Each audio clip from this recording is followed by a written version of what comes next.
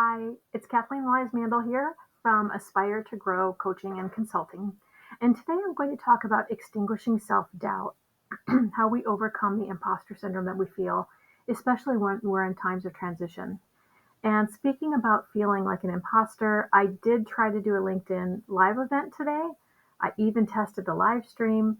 It appeared to be working, but did not. So we'll try this again and record this, and hopefully you can access the recording. It doesn't go away, that feeling that you shouldn't take me that seriously. I share with you because we all have doubts in our abilities, about our power and what that power is. I'd just like you to reflect on this, that if Michelle Obama, our First Lady, can experience these feelings, even at the height of all she's done, maybe when we're feeling that ourselves, we can give ourselves a little grace. So what is imposter syndrome? How many of you have experienced it? Well, back in 1978, it was researched called Imposter phenomenon by Clance and Imes. They had researched high-achieving women in the workplace and found that these women were finding it very difficult to own the success they were making. And in fact, many of them felt their profession was of little social value, and they were in fear of being revealed as frauds. And this was a time when women were trying to enter the workplace, trying to enter corporate, really when that idea of the glass ceiling was so prominent. And these women had an internal experience of intellectual phoniness, that they actually believed they weren't good enough. Now, part of this is attributed to the societal sex role stereotypes of that time.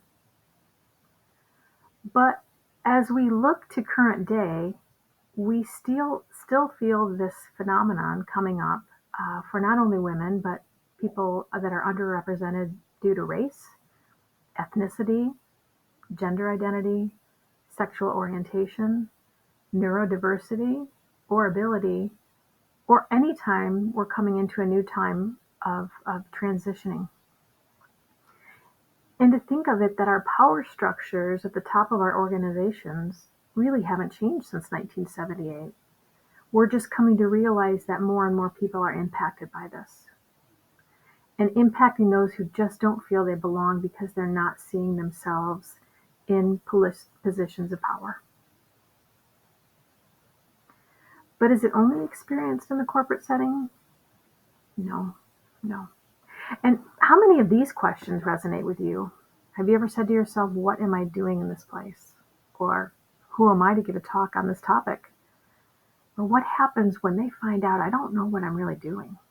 Or I'm sure I'm the only one that feels this way about a certain topic. When you don't want to speak up. Or why do I feel that I'm the only one with this idea? 70% of people feel insecure and unworthy of their accomplishments.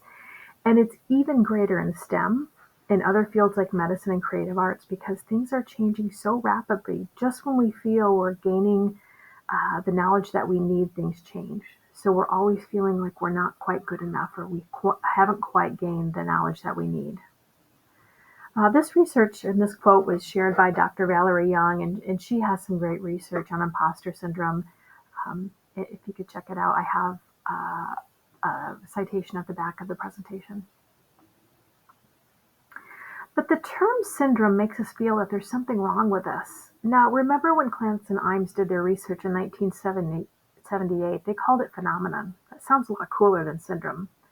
But it's normal for us not to feel unsure. So why do we have to feel like there's something wrong with us by telling us we have a syndrome? And we aren't alone. As we know, even white men can feel this way.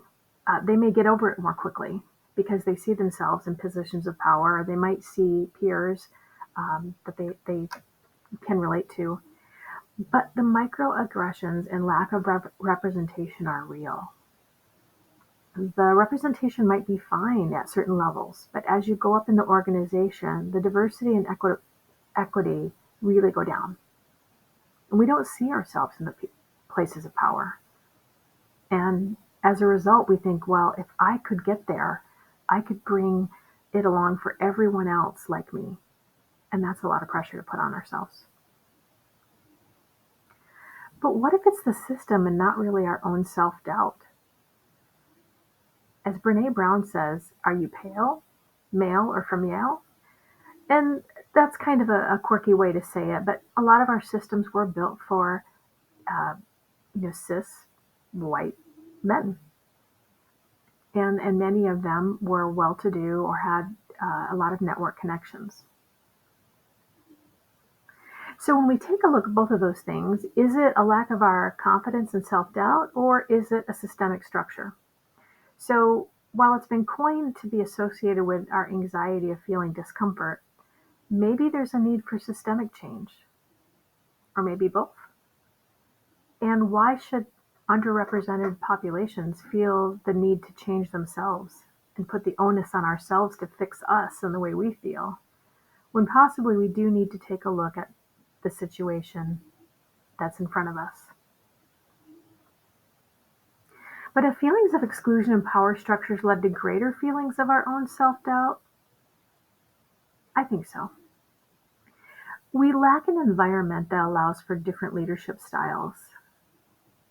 Sometimes people call it the boys' club, or maybe you feel you need to fit into that Eurocentric model of leadership, that male-biased societal style, and professionalism as it's been defined, that might not work for everyone, especially people who are at the intersections. If you're not white, male, and Yale, but maybe you're female, you still have the white and possibly the higher education.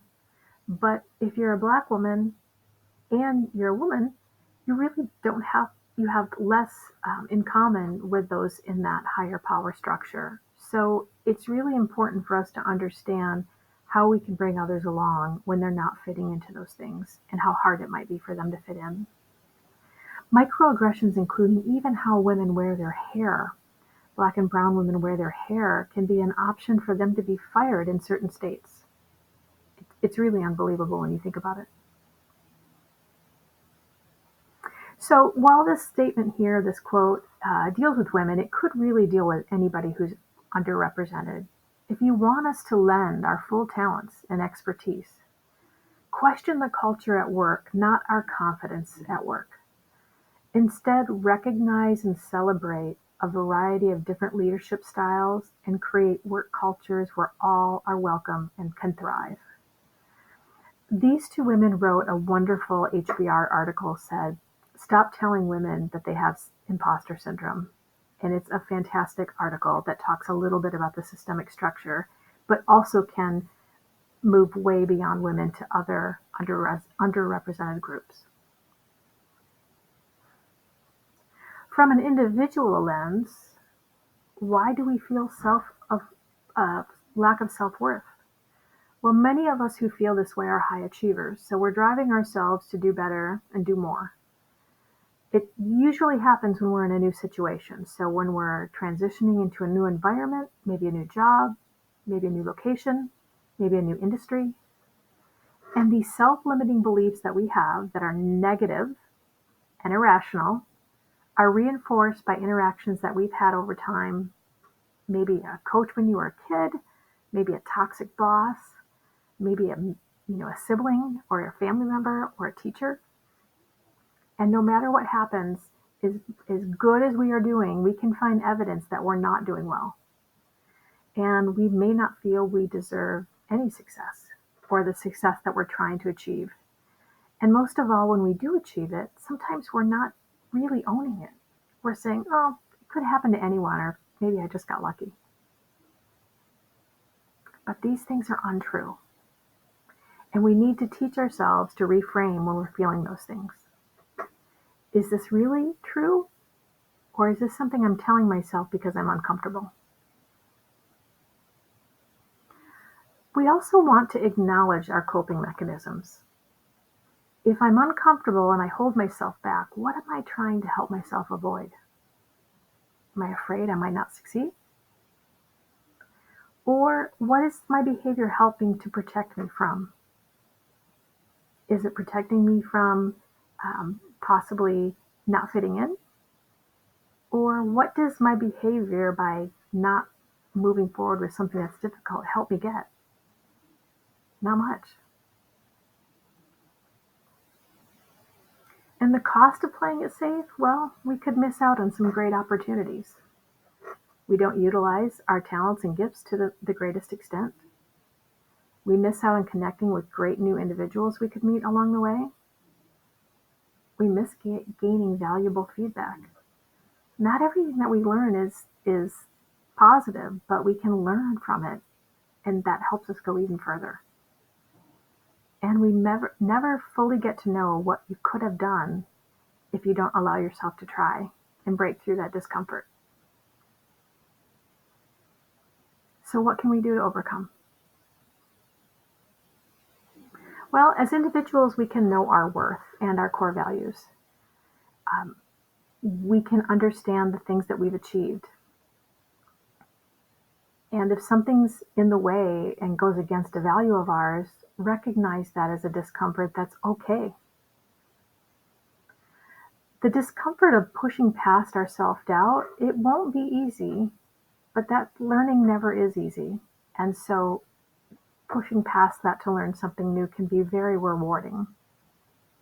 Continue to be curious and learn, even if it's uncomfortable, but not unsafe. Unsafe is very, absolutely listen to your gut there. Acknowledge and say thank you to compliments. If someone says great job, don't put yourself down. Say thank you. Keep an email folder or a Google Doc with all the praise you receive. See it add up. Use it at the end year when you're doing a self-appraisal, or use it to help build your confidence when you go in to do something difficult. Use a power pose. Lift each other up. We're not in this alone. We can help each other and give other people confidence as well. And share how you're feeling. You're not alone. If you're feeling uncomfortable about something, sure enough, someone else is as well. You can help each other out. As leaders and peers, we can build psychologically safe environments that allow for mistakes and allow for us to be humble. We can be vulnerable and courageous to try something new, even if it means we might not end up looking great. Let's see, a LinkedIn Live event. We can partner with others. We can recognize and give a voice to those who are not represented at all levels of management, or even in our neighborhoods, even in our community. We can help foster inclusion of leaders from diverse backgrounds, experiences, races, ethnicities, gender identities, and physical and neural abilities. Because I can tell you most of the time these folks will put masks on themselves, figuratively, to blend in, because they're fearful of what could happen if they identify in the way that's truly authentic. We can share our experiences with our employees. Even the things that we've learned have been uncomfortable, we can share. And we can share what triggers us in these situations. Like, hey, I know I've had to go into that room to present as well, and it's pretty scary, but this is my advice for you. 1, 2, 3. Understand and communicate the framework for decision making, so that we don't introduce our biases of our self-doubt, but truly understand the objective nature of decisions. We want to acknowledge and raise up organizational barriers so that we know that these are there and speak up for others, especially our team members, and understand the experiences of our underrepresented members of our teams. We want to minimize that feeling of isolation to build that psychological safety where diverse thought helps us have better ideas, creates efficiency, productivity, and innovation. And share your beliefs with your employees about this. They can benefit from your experience and know that they're not alone. And if you're in a meeting and something happens and you have some social capital, use it to call out microaggressions. I've seen this happen in a meeting where a leader, a white male leader, called out something that was being said that was a microaggression, and we all were so pleased. We just all felt so heard and safe to know that this person put his social capital on the line to say something. So I love this quote by Adrienne Rich also, and it could apply as well to any underrepresented group. The most notable fact that culture imprints on us is the sense of our limits. The most important thing we can do for another is to illuminate and expand our sense of actual possibilities. So when you're working alongside other people, definitely forge a bond, have conversations, share experiences, and be vulnerable. Let's start by fixing systemic bias as it truly is, not individuals making them feel uncomfortable and doubting their experience. Now, I won't do this here just because I'm not sure it will work, but I want to leave this with you. If you haven't listened to this video with Snoop Dogg after he gets the star on the Hollywood Walk of Fame, he says, "I want to thank me," and it's a beautiful speech because it's truly thanking himself for his role of all the hard work he played in his success. And if you ever need a pick-me-up, feeling doubt, feeling imposter phenomenon, definitely check out this video. These are the sources I used while researching this topic, and I thank you for your time. And I apologize that the LinkedIn Live did not work, but I hope you'll find this to be a better resource.